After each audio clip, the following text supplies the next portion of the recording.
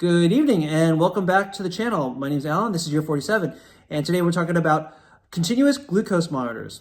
What are those? CGMs. These effectively track your blood sugar levels in units known as milligrams per deciliter. And so per milligram deciliter, most average humans are going to range somewhere between 60 and 100 milligrams per deciliter who are non-diabetic. Now, these CGMs are just incredible, because they help you see whether or not foods are actually raising your blood sugar level or not. And that's important because foods that you might think do not alter your blood sugar level actually do, and others that you think might actually not. This gives you a real world sugar level analysis of what food is actually doing to your blood sugar level. And so if we look at this first chart, you can see that for most of the day, I've been hovering somewhere around 99 to 100 or so and dropping down and up. You'll notice that if you look at these in the morning, they should be a little bit lower. Generally, people will range much lower when they sleep because you're not awake, and therefore you don't really need as much blood sugar to function during the day. That's just part metabolically what your body does. When you're sleeping, it's going to be lower. When you wake up, it's going to rise up a little bit. So the idea is that as we watch the blood sugar in our body go up and down, it's really good to see kind of what actually affects it. Because for so many of us, we don't know when we eat something if it's actually doing something to us. And for the purpose of a diabetic who watches this stuff constantly, it's super important for them because they get too much sugar in their blood. At some point, they don't put enough insulin into their body to counteract it. They effectively go into ketoacidosis, which is really bad. But for us who are not, for those of us who aren't diabetic, it's still a really useful tool because at a certain point, we should really know what the heck is going on with our bodies. And if insulin sensitivity is any marker of health, especially metabolic health, this is something that allows you to track it very easily. So this is the Lingo system. I have a 15-day monitor that's currently on my arm. And so we're going to look at some foods that basically called me out. And this is kind of where it's key, because then you really figure out, again, which of these foods are kind of messing with you. So if we look at this first chart, you'll see that at the beginning of the day, for some reason, by the way, it wasn't tracking very well. So before I got to work this morning, it was below 55 milligrams per deciliter. I don't know why, but it was. But when I got to work, it promptly got to 71, seems normal. Again, as per one of my prior videos, I told y'all, if you don't prepare, you're gonna fail when it comes to trying to eat healthy. And so you gotta really try. So I got to the office, I had a 9 o'clock meeting, I was really rushing. I didn't think there was anything super healthy to eat, but I thought it would be okay safe. So I found these egg tarts, 2 per serving, which I think is 7 grams of carbs. So I got 4. I thought it'd be okay, because 14 grams of sugar of carbs is not super high. And so I tossed in a few other, cheese sticks to, I thought they'd be okay, but I attribute the change in my sugar here, not to bury the lead, but I think these tarts were just not as healthy because they just clearly had something going on. Because if you look at this next chart, it jumped straight up to 107 about a few hours later. Now, generally speaking, you're going to wait for your blood sugar to go up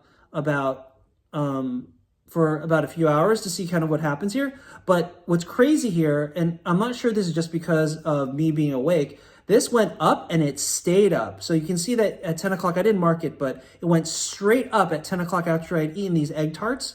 And they went up to around 100 some odd, which is about a 25 to 30 milligram per deciliter increase. That's really bad. And then you can see it later on, I screwed up again later. So later on at 12 o'clock, or I think this is 1 actually, sorry. At 1 o'clock, I was really hungry. So I thought I was being smart. I ordered Grubhub. I ordered lamb gyro that was on the side.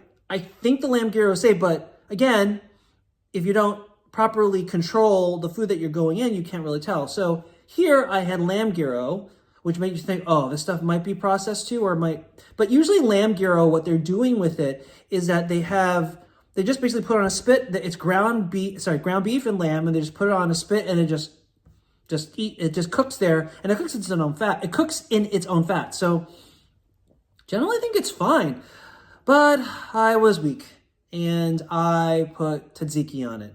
And I have no idea what's in the tzatziki, but it tasted good, and I paid for it. Because as you can see here, at the start of the meal, I was 93 milligrams per deciliter, and went all the way up to 134. And this is the highest I've been all week. And so, again, regretting that decision. I mean, again, I'm a carnivore, so this is not the end of the world. Again, give yourself some grace.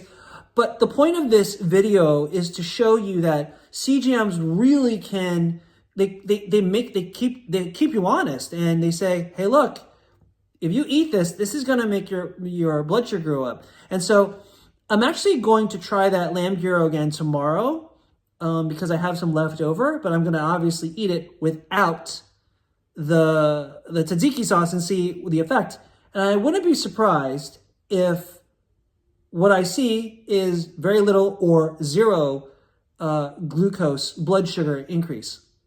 Because generally speaking, gyro is just lamb and beef on a spit, cooking in its own animal fat. That's it.